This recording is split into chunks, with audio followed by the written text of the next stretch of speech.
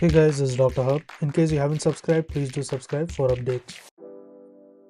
Medial temporal lobe epilepsy.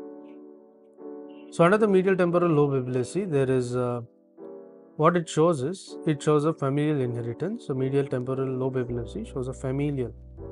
So there is something known as a familial inheritance. So there's familial inheritance and it begins since childhood. So it is present since childhood and it presents as a focal seizure with a remitting and relapsing course. So it presents as a focal seizures. It is presents as a focal seizures and it presents with the remitting and the relapsing course. So it presents with the remitting as well as the relapsing. So remitting as well as the relapsing course. Next is what is it associated with? So let's look at its associations.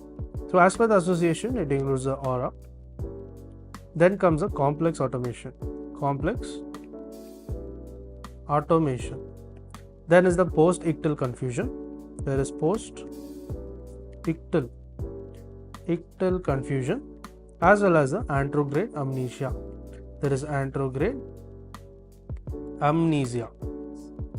Now let's look at the EEG findings in terms of the medial temporal lobe epilepsy. So we'll look at the EEG findings. So in terms of EEG findings, it includes the temporal spikes. There is presence of the temporal spikes.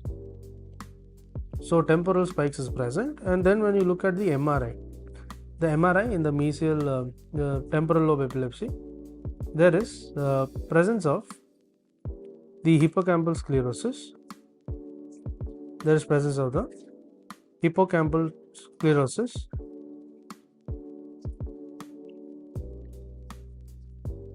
as well as the management of the anteromedial resection. As well as the management, it involves the anteromedial AM, that is anteromedial resection. So there's anteromedial resection and this is of the temporal lobe. Temporal lobe. To learn and grow daily like this, please do subscribe.